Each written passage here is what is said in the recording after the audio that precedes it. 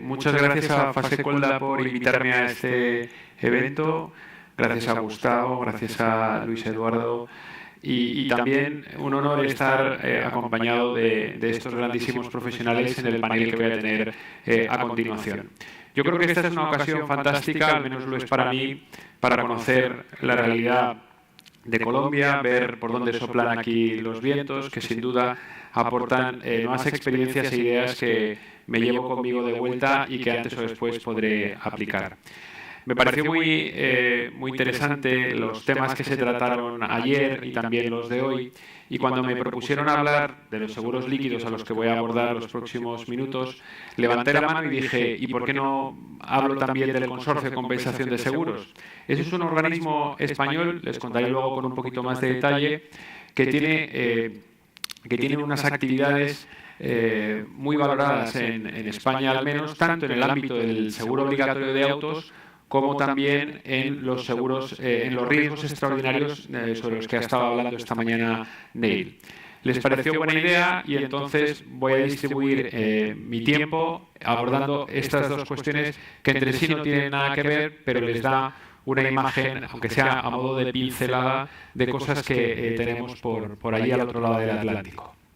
Bien, comenzamos con los seguros líquidos. La verdad es que esta es una denominación que ya les adelanto que no la van a encontrar en ninguna documentación, porque se me ocurrió cuando estuve hablando de un fenómeno que sí que identifico en nuestro mercado y que normalmente se conoce como seguros embebidos o seguros integrados.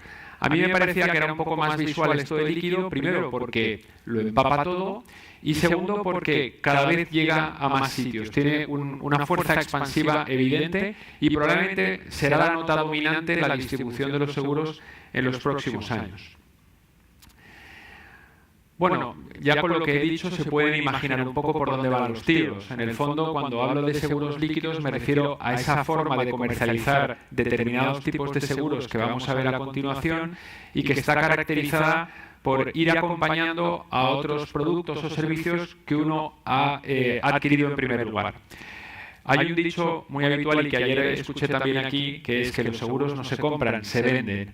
Es decir, lo difícil de un seguro es venderlo, porque no se espera, a diferencia de un coche o de un ticket de avión, que nadie llame a la puerta a una compañía de seguros pidiendo un seguro. Pues bien, a partir de esa realidad, aquí se ha encontrado una forma distinta de comercializar los seguros y es, aprovechando que tengo al cliente delante y que viene comprando un determinado producto, voy a dedicarle unos minutos de la conversación para hacerle ver que este producto recién comprado tiene una serie de riesgos que pueden frustrar la expectativa del cliente a corto plazo. Y en ese momento que tengo tierno al cliente y donde le estoy contando cosas que le interesan, es donde le pongo delante un seguro que, en comparación con el precio que acaba de pagar o que está dispuesto a pagar por este bien o servicio, le va a parecer poco. Es decir, es el escenario ideal para un comercial. Pues bien, si vamos juntando una cosa con la otra, nos da una nueva forma de venta de los seguros. Estamos ya en otro escenario distinto al clásico, en el que tenemos a un corredor de seguros o un agente de seguros que va con el maletín puerta a puerta, esa imagen clásica que es casi un estigma que nos acompañará siempre. Y ahora tenemos otra cosa, que es al vendedor de coches, por poner un ejemplo, que le acaba de colocar un coche fabuloso y que de paso le está colocando un seguro.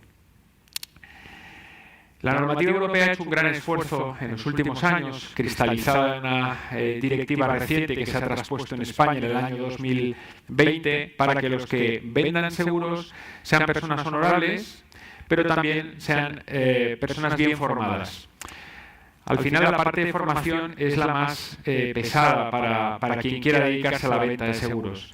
Cuando tú a un joven le dices, oye, ¿quieres vender seguros? De pronto lo asocia con esa imagen gris del señor del maletín que decía antes, pero luego cuando le dices que encima tiene que hacer un curso de no sé cuántas horas, ya dice, mira, esto no es lo mío. Bien, esto de los seguros líquidos, digamos que tacha de la ecuación la parte esa de la formación especializada. Con lo cual puedes meter a mucha gente que normalmente no está interesada en vender seguros en hacerlo. Y hacerlo además a una escala. Es decir, una escala puede multiplicar el número de resultados exitosos de una forma muy notable a través de este sistema. Aquí ponemos unos ejemplos que todos podemos tener en la cabeza: los billetes de avión, vehículos de alquiler, entradas para conciertos, teléfonos móviles, lavadoras, frigoríficos, gafas. Y luego la tipología que hay detrás también es muy variada. Hay solamente una nota común, que luego lo diremos, y es que tienen que ser seguros sencillos. ¿Vale? No podemos hablar ni de seguros de ciberriesgos, ni de seguros relacionados con fenómenos meteorológicos, donde detrás hay una complejidad que de alguna manera se traslada también al acto de venta. No, aquí estamos en otra cosa súper sencilla. Le vendo unas gafas y le cubro un seguro por si se rompen las gafas en el próximo año. Algo así como muy intuitivo, muy evidente.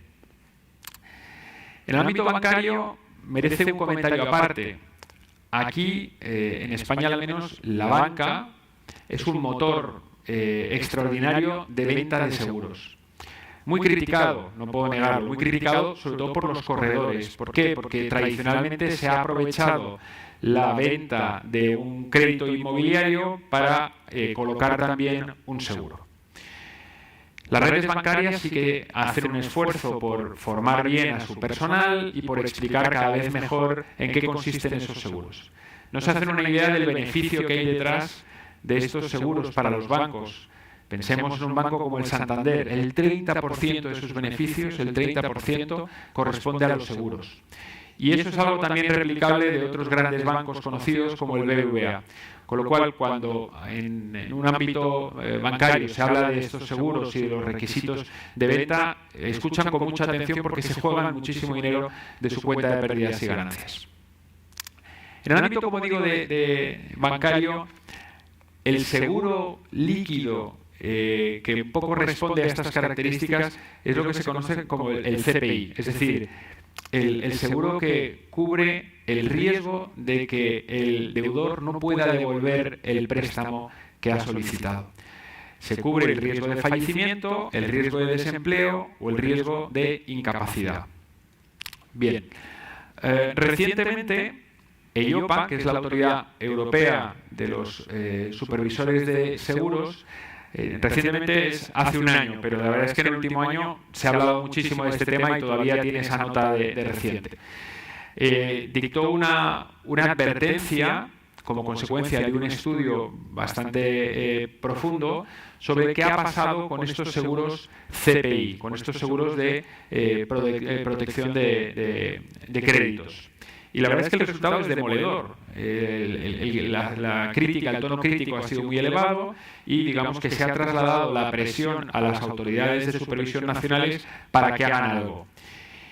Y aunque el estudio se circunscribe a los CPIs, en realidad muchas cosas de las que se habla de ellos son trasladables también a estos seguros de los que hablamos. Bien.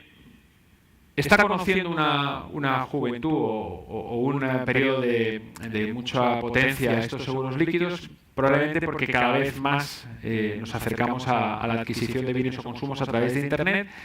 Pensemos en el caso de billetes de avión, con lo cual ha disminuido mucho el coste de distribución, cuesta muy poco meter una pantalla más en el proceso de compra que hable de los seguros.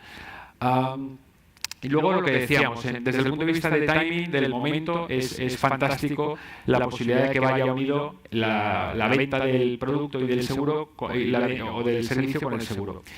Esto justamente es una de las cuestiones que ataca el informe de EIOPA diciendo, oiga, a lo mejor lo que hay que hacer es obligar a que haya un espacio, le llaman el cooling off period, donde el cliente pueda irse a su casa, pueda reposar su compra y pueda valorar en frío si la oferta que le han hecho del seguro le interesa o no. Se pueden imaginar que si esto es así, y es así en algunos países de la Unión Europea, las posibilidades de éxito de que luego esta compra venga sucedida de una compra del seguro disminuyen drásticamente.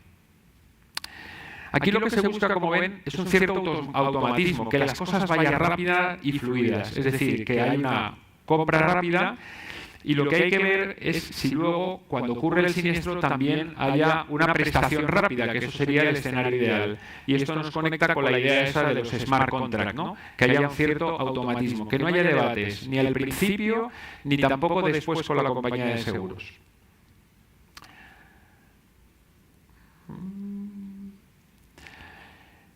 Bien, ¿cómo responde o qué huecos hay en la normativa regulatoria que den pie a que esto sea como les he contado? Bien, la normativa actual, también la anterior, hablaba de una figura en la mediación que se llaman los mediadores de seguros complementarios. Que esto es distinto de los corredores de seguros o de los brokers o de los agentes. Estos mediadores de seguros complementarios, como su propio nombre evoca, son esas personas que se dedican a otra cosa que no tiene nada que ver con la venta de seguros y que eventualmente puedan vender seguros que resulten complementarios con los bienes o servicios que ellos comercializan. Con lo cual, hasta ahí, todo bien. Debo decir que la norma española no resuelve bien o no termina de rematar la jugada en cuanto a qué obligaciones y qué derechos tienen los mediadores de seguros complementarios. Lo interesante es que reconoce la posibilidad de que estos mediadores de seguros complementarios estén exentos de la aplicación de la ley de distribución en determinados casos. Y ese es el chollo, que estén exentos. ¿Por qué? Porque entonces ya nos olvidamos, por ejemplo, de la formación, que decía antes que era un poco la carga más pesada que tiene un distribuidor. Ahora bien, para que sean exentos, deben reunirse estas dos condiciones. Primero, que distribuyan seguros sencillos. Esto es sencillos, lo digo yo, no lo dice la norma, pero como ven, el tipo de cobertura que está incluido son que cubra el riesgo de avería, de pérdida, del daño del bien, o no utilización del servicio, daños al equipaje o pérdida de este. De lo que está pensando, porque probablemente el origen de la figura del mediador de seguros complementarios era la agencia de viajes o el concesionario de coches, ¿no? Que a la vez que te vendía un viaje te vendía un seguro de asistencia en viaje y el de vehículos que te vendiera también un seguro de asistencia en viaje para vehículos. Lo que hemos dicho, simplicidad y luego que el importe sea un importe relativamente reducido, que no hablemos de un gran seguro. Bien, pues cuando se dan estas dos condiciones es cuando la norma le reconoce la exención si vienen cumpliendo alguna pequeña obligación que no es nada exigente. Claro, si el mediador de seguros complementarios no cumple alguno de estos dos requisitos, la pregunta es ¿y qué pasa? Pues la ley española no da ninguna respuesta y de ahí que identifiquemos un pequeño defecto en la configuración de la norma. Sencillamente la respuesta es que tendrá que ser un agente o un corredor con todo lo que eso significa. Bien, volviendo un poco a la reflexión de cómo ve esto el supervisor europeo, esto me refiero a los seguros de crédito, los seguros de protección de créditos, qué problemas les ha visto y que en alguna medida son replicables a estos seguros líquidos para también adelantarnos a qué fragilidad tienen. Primero, muchas veces se presentan en pólizas colectivas frente a las individuales. Se pueden imaginar cuál es el posicionamiento de IOPA desde el punto de vista de su preferencia. Segundo problema, la remuneración o las comisiones. Estos tipos de seguros, especialmente estos CPIs que decía, tienen unas comisiones elevadísimas e injustificadas. Tema de gobernanza de producto, tema muy de moda en la normativa europea de los últimos años. Todos los productores de seguros, y a veces los mediadores también participan en la producción de los productos, tienen que tener aprobada una política de aprobación. Eso significa que tiene que estar pensado a priori para quién van dirigidos esos productos y de manera regular ir viendo que efectivamente se está cumpliendo ese plan inicial. Tema de venta cruzada. Es un tema tabú. Ya en Europa no se puede hablar de ventas vinculadas. En todo caso, de ventas combinadas, es decir, te ofrezco dos productos a la vez para que los compres, pero también te los ofrezco separadamente, de tal manera que puedas comprar uno u otro. Cancelación. Esto solo aplica a este tipo de seguro que va acompañado de un préstamo. Si el préstamo lo has amortizado completamente, tienes que terminar ese seguro que protegía el riesgo de que no pudiera devolverse el préstamo porque ya no hay préstamo y además tienes que devolver la prima no consumida. pero tienes que devolverla de manera automática, no tienes que esperar a que el cliente diga, oiga, que yo tenía un seguro y que ya no tiene sentido, que devuélvame la prima no consumida. Y el punto número 6, muy importante, se ha visto que la siniestralidad de estos productos es demasiado baja. Claro, esto está fuera del radar del consumidor. El consumidor que compra un iPhone y que se acaba de gastar $1.400, le ponen delante un seguro que vale $25 y le parece muy barato. Pero claro, es muy barato en función de qué, de lo que te vaya a cubrir. Si la póliza tiene un montón de exclusiones, si tiene franquicias, si tiene muchas condiciones que en la práctica hacen que la cobertura sea muy limitada y que luego al final los datos arrojen una cifra de siniestralidad bajísima, en realidad has pagado una cantidad desmesuradamente alta para el servicio de cobertura que tú has recibido. Bien. Bueno, esto es un poco las contingencias que identificaba en la columna de la izquierda se contraponen con posibles medidas mitigadoras en la derecha. Como esta es una presentación que van a tener ustedes, yo creo que aquí podrán ver un poco de qué manera nosotros asesoramos a nuestros clientes que comercializan estos productos para que los estructuren de una manera que esté más acompasada con las recomendaciones de EIOPA. Y salto directamente, por ser un poco fiel a mi tiempo, al otro tema que les quería contar también de una forma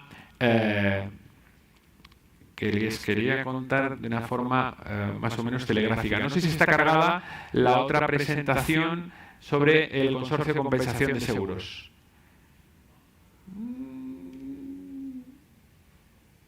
Fantástico. A ver, están cargando.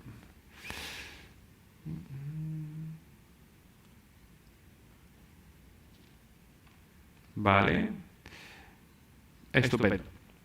Bueno, los próximos 15 minutos hablemos del Consorcio de Compensación de Seguros. Esta es una institución que se crea después de la Guerra Civil Española en el año 39. Imagínense grandes daños. Se han perdido un montón de pólizas, las compañías de seguros, las que han sobrevivido, no tienen capacidad suficiente para poder hacer frente a sus compromisos y se llega a una especie de gran pacto donde se dice, ustedes compañías aporten un poco más, los asegurados renuncien a parte de las indemnizaciones a las que tendrían derecho y de esa manera seguimos adelante. Bueno, aquello funcionó hasta el punto de que con ese mecanismo de compensación ex post luego se han ido cubriendo otra serie de hechos catastróficos que sucedieron en España y que tienen que ver con incendios, con vientos, etcétera. Esto, de una manera un poco más sistemática, se ordena a partir del año 1954 para hacer una planificación ex ante. Estos son distintas actividades que desarrolla el consorcio y que solamente nosotros vamos a abordar dos. La cobertura de riesgos extraordinarios y el seguro obligatorio de accidentes. Bien, estas son las notas quizá importantes y que caracterizan esta entidad pública empresarial. Tiene naturaleza privada y pública. No se alimenta de los presupuestos del Estado. En su Consejo de Administración, la mitad de los miembros viene del sector asegurador español y la otra mitad son representantes de la Administración pública. Se nutre exclusivamente de primas y de recargos, que veremos después cuáles son. Cubre distintas funciones. En el fondo es una especie de red de seguridad del sistema asegurador español. Le quita tensión. Allí donde algo no va a funcionar porque el sistema de seguros español no llega, aparece el consorcio. A ver, esto es un principio muy general. En España, seguros obligatorios hay centenares y muchas veces está en el imaginario colectivo que si el sector asegurador no ofrece un seguro obligatorio, lo dará el Consorcio de Compensación de Seguros. Esto no es así. Ha sido históricamente en algunos casos muy puntuales, pero digamos que no llega hasta ese extremo. ¿De acuerdo? Es complementario al sector asegurador con el que no hace competencia, ¿de acuerdo? Es decir, ahora veremos que en algunos casos ofrece unos seguros a unos precios. Los precios son los que se derivan del riesgo que incorpora el Consorcio de Compensación de Seguros. Vale, esto es más o menos dicho lo mismo en otras palabras. Esa es un poco la estructura. Estas son las tres grandes actividades. Nosotros solamente vamos a tratar algunos puntos de la actividad general, pero para que les suene, también tiene una pata de actividad agraria y también de liquidación de entidades aseguradoras. Esto no significa que esté garantizado cuando se va a la quiebra una compañía de seguros, que esté garantizadas sus prestaciones, pero es verdad que el consorcio hace los mejores esfuerzos y la verdad es que la experiencia de los últimos años ha sido muy positiva para que al final nadie se quede sin el dinero que le debía haber pagado la compañía de seguros que se fue a la quiebra.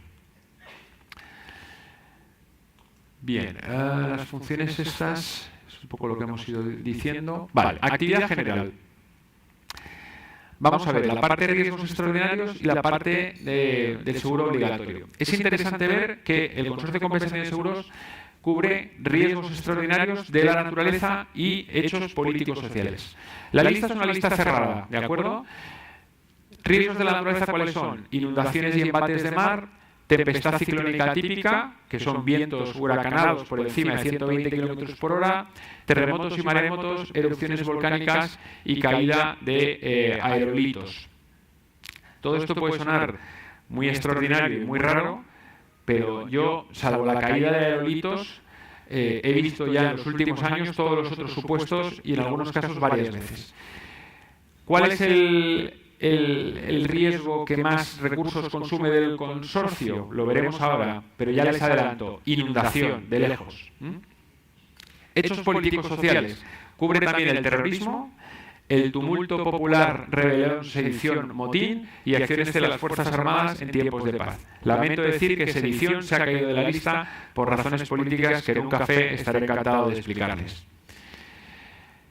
Y por la parte del seguro obligatorio del automóvil, el consorcio funciona en determinados casos como una compañía de seguros normal, ahora veremos en qué casos porque les he dicho que no compite con el resto del sector, y opera como fondo de garantía para determinadas situaciones. Es decir, cuando se produce un siniestro por un vehículo desconocido, por un vehículo que no tenga seguro, por un vehículo robado o por un vehículo cuya compañía de seguros está en un proceso de liquidación por insolvencia. Bueno, estos son los riesgos que he mencionado antes. Ahora mismo se está valorando la posibilidad de incluir algún supuesto nuevo, por ejemplo, el granizo. Y digo que ahora mismo se está porque de tiempo en tiempo, como el consorcio afortunadamente se gestiona bien y da resultados positivos, muchas veces el propio sector asegurador presiona para decir, ¿y por qué no incluimos algún hecho más? Pues, por ejemplo, últimamente se habló con la pandemia del COVID, también se acordaron del consorcio, es decir, pues para eso lo tenemos, ¿no? Bien, ahora mismo, como digo, está más en la parte del granizo. ¿Cómo funciona estas coberturas de riesgos extraordinarios? Y aquí es donde a mí me parece que está un poco la magia de este sistema.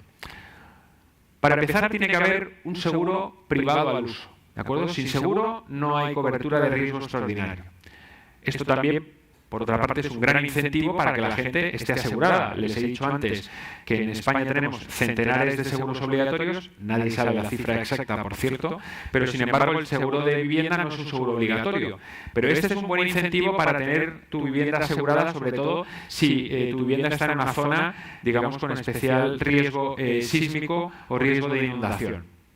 Pues tienes que tener tu póliza y de manera paralela, sin saberlo el cliente, también está suscribiendo una póliza de seguros con el consorcio para cubrir los riesgos extraordinarios. Para eso se paga un recargo que resulta obligatorio y que eso sí que lo sabe el tomador porque lo ve en la factura final, ve la prima, el impuesto y el recargo del consorcio. Pero no, en ese momento probablemente no es consciente de qué supone el recargo del consorcio, ni que decir tiene que las pólizas tienen la obligación de incluir un anexo que está más previsto por ley sobre esta cobertura del consorcio, pero se puede imaginar que ningún tomador lo lee. Pero es verdad que cuando ocurre un gran siniestro de carácter extraordinario, son las propias compañías aseguradoras las que se hacen eco de esta cobertura de riesgo extraordinario y son parte activa de la solución para hacer el enlace entre el consorcio y sus clientes. Es decir, es un buen argumento comercial para las compañías privadas cuando ocurre un siniestro de estas características. ¿Qué es lo que se cubre cuando hay un riesgo extraordinario? Por la parte de las personas, muerte, incapacidad permanente o incapacidad personal. En el caso de los daños en los bienes, el valor de reparación o de sustitución, gastos complementarios y la pérdida de beneficios siempre que estén conectadas con un daño material previo. Bueno, estas son un poco las cifras, ¿no?, de los últimos 50 años, que es lo que más ha costado al consorcio. Como ven, el primero, con gran diferencia, es la inundación, y en segundo lugar, la tempestad ciclónica atípica, los vientos estos huracanados de más de 120 kilómetros por hora. Bien, esto es interesante. ¿Qué cuesta esa cobertura de riesgo extraordinario? Bueno, esto, en términos generales, es un porcentaje sobre el capital asegurado, y ahí ven algunos ejemplos. En el caso de los vehículos no es un porcentaje, sino que es, en función de la categoría del vehículo, una cantidad absoluta. En el caso de los turismos, 2,10 euros. Y cuando hablamos de seguros de vida y accidentes, ese porcentaje tan pequeño que les muestro. Las compañías recaudan estos importes conjuntamente con su prima y luego se encargan de trasladarlo al consorcio, ganando con ello un 5% de la cantidad trasladada. Bien, ¿y cuánto cobran? Es decir, si ocurre un riesgo extraordinario, con esto que acabamos de ver que se ha pagado, ¿cuánto se recibe? La idea es que reciban todo siempre en función de la póliza principal que se ha contratado de forma deliberada con la compañía privada, con algunas excepciones. En principio, cuando se trata de daños materiales, se aplica una franquicia del 7%, salvo para viviendas, comunidades de propietarios y vehículo. En esos casos se paga todo. Para daños en las personas no hay franquicia, y en el caso de pérdida de beneficios, lo que dijera la póliza principal. Es decir, cuanto mejor sea la póliza principal, más te cubre también el consorcio en caso de riesgo extraordinario.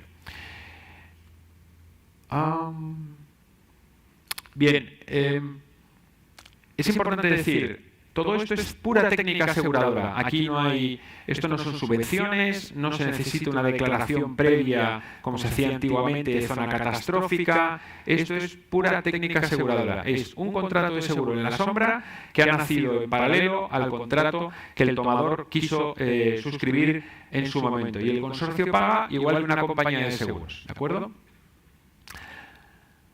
Bien, estos son riesgos extraordinarios, digamos, recientes. Y aquí, como ven, inundación es el riesgo, digamos, principal de los extraordinarios. Saltamos ahora al SOA, al seguro obligatorio de automóviles. Como hemos dicho antes, que tenía esa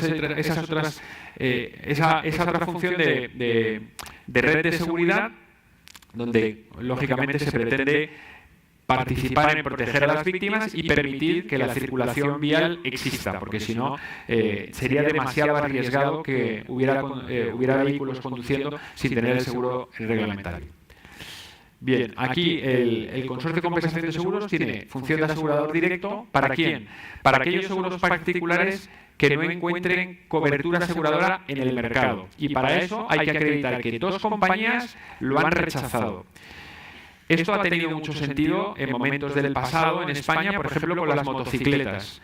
Había largas colas en el edificio del consorcio de motoristas que necesitaban que el consorcio les asegurara porque ninguna compañía les quería asegurar. Eso ya no es así. Si algún ramo asegurador está muy competido en España, es el ramo de autos, es la guerra. Con lo cual, son muy pocos los casos que necesitan ir al consorcio para que les aseguren motos o vehículos. También el consorcio asegura vehículos de organismos oficiales. Esto es verdad que tiene casi un punto romántico, porque en el fondo no hace falta que lo aseguren con el consorcio, pero es aquello de decir, yo no quiero que los vehículos oficiales de mi comunidad autónoma o de mi ayuntamiento estén cubiertos por una compañía privada, me fío más del consorcio que, digamos, que juega a otro juego distinto. Luego es el fondo de garantía, como les he contado antes, y luego también tiene funciones informativas. Bien, esto ya lo he explicado. Vale, esta es la evolución de los vehículos asegurados. Ahora mismo el último dato publicado habla de 33 millones de vehículos con seguro obligatorio. Les reconozco que hay un desfase entre la realidad y los seguros obligatorios, es decir, hay más vehículos que 33 millones, pero digamos que hay que vivir con ello. Este es un seguro obligatorio lo que significa que hay que tenerlo, las compañías son libres para establecer el precio que quieran y las autoridades públicas van a velar porque todo el mundo que circule tenga su seguro, ¿de acuerdo? Y si no tiene seguro, habrá una multa, y esa multa se la queda la mitad el Estado y probablemente la policía que ha vigilado el cumplimiento de esta obligación, y la otra mitad va para el consorcio, ¿de acuerdo? Lo cual tiene sentido, porque pensemos que el consorcio es el que paga cuando hay un accidente y un vehículo no tiene el seguro. Estas son las cifras de los vehículos particulares cubiertos por el seguro. Como ven, es una cantidad despreciable completamente. Hay un mercado muy vivo, asegurador, que lo cubre todo. Voy ya terminando. Lógicamente, el consorcio paga, pero luego reclama, si no hay seguro, al propietario del vehículo y al conductor causante. El derecho de repetición que decimos en seguros. Y con esto debo concluir ya mi presentación. El tiempo se me ha agotado. Estoy a su disposición para después poder comentar cualquier cosa. Tendrán esta presentación y, bueno, aunque no esté por aquí, también por correo electrónico, estaré encantado de responder a cualquier duda que puedan tener. Muchas gracias por su atención.